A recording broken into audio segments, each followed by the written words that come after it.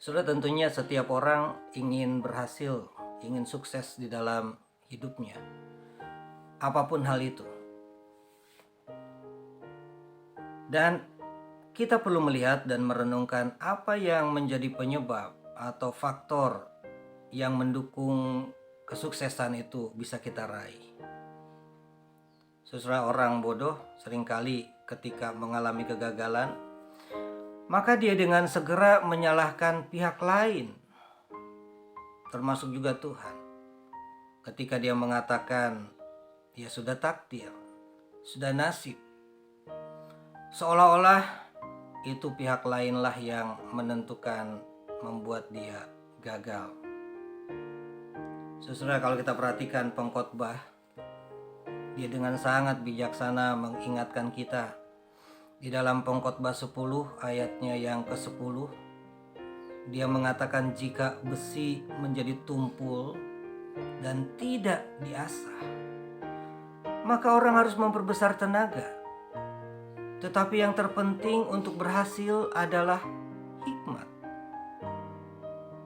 Jadi pengkhotbah mengingatkan kita bahwa kalau seseorang ingin berhasil, maka sebetulnya ada faktor dari diri kita juga yang dapat menentukan keberhasilan itu. Ada upaya, ada satu usaha dan hal yang harus dilakukan dan dipunyai oleh kita ketika kita ingin berhasil. Thomas Stanley, dia melakukan sebuah survei terhadap 733 milioner di Amerika sana, dan dia ingin mengetahui faktor-faktor apa yang membuat para milioner itu berhasil mencapai kesuksesan yang demikian luar biasa itu. Dan sudah ternyata dari temuan survei itu, faktor yang terbesar bukan karena nilai sekolah yang tinggi. Banyak di antara orang-orang yang disurveinya mungkin pendidikannya tidak terlalu tinggi. Juga bukan karena kepintaran, IQ yang tinggi yang membuat mereka juga berhasil.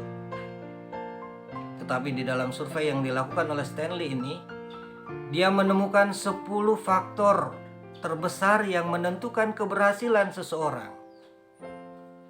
Faktor yang pertama adalah kejujuran.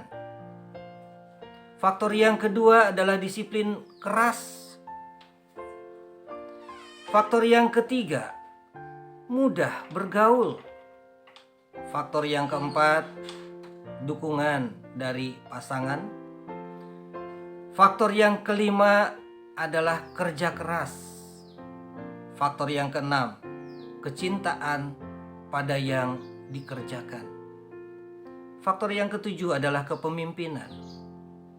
Faktor yang kedelapan, kepribadian yang kompetitif sehingga dia tidak selalu betah dengan apa yang sudah diraih, tetapi dia akan berusaha untuk terus maju sehingga dia dapat mencapai yang dia inginkan itu. Faktor yang kesembilan,